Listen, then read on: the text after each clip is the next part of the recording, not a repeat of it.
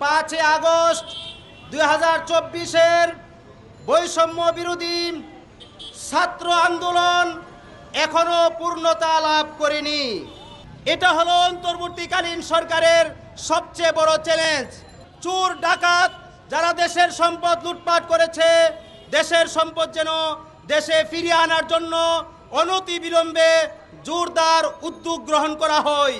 5 August 2024-এর বৈষম্য বিরোধী ছাত্র আন্দোলন এখনো পূর্ণতা লাভ করেনি।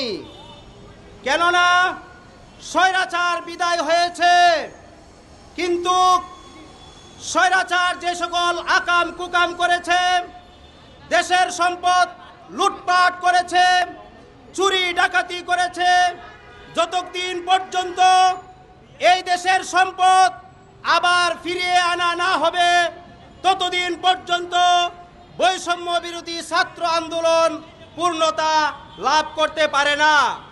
তাই বর্তমান অন্তর্বর্তীকালীন সরকারের একটি চ্যালেঞ্জ হলো দেশের সম্পদ যারা লুটপাট করেছে তাদেরকে অনতি বিলম্বে গ্রেফতার করে দেশে ফিরিয়ে এনে দেশের সম্পদ আবার উদ্ধার করা।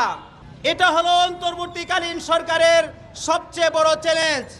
এই জন্য অন্তর্বর্তীকালীন সরকারের নিকট উদারত আহ্বান জানাবো, ওই সকল চোর ডাকাত যারা দেশের সম্পদ লুটপাট করেছে, দেশের সম্পদ যেন দেশে ফিরিয়ে আনার জন্য অনতিবিলম্বে জোরদার উদ্যোগ গ্রহণ করা হয়। যদি অন্তর্বর্তীকালীন সরকার এই কাজে ব্যর্থ হয় তাহলে সুস্পষ্ট ভাষায় ঘোষণা করছি, বাংলাদেশ খেলাফত আন্দোলনের সকল নেতাকর্মী সহ আবার বৈষম্য বিরোধী ছাত্ররা আবার জেগে উঠবে। চোর ডাকাতকে গ্রেফতার করার জন্য, দেশের সম্পদ ফিরিয়ে আনার জন্য আবার একটি আন্দোলন করা হবে, আবার একটি আন্দোলন করা হবে, আবার একটি আন্দোলন করা হবে। সেই আন্দোলন শুরু হবে বাংলাদেশ খেলাফত আন্দোলনের পক্ষ থেকে ইনশাআল্লাহ। নাসরুম মিনাল্লাহ, ফাতহুন করিব। বাংলাদেশ জিন্দাবাদ, বাংলাদেশ খেলাফত আন্দোলন জিন্দাবাদ।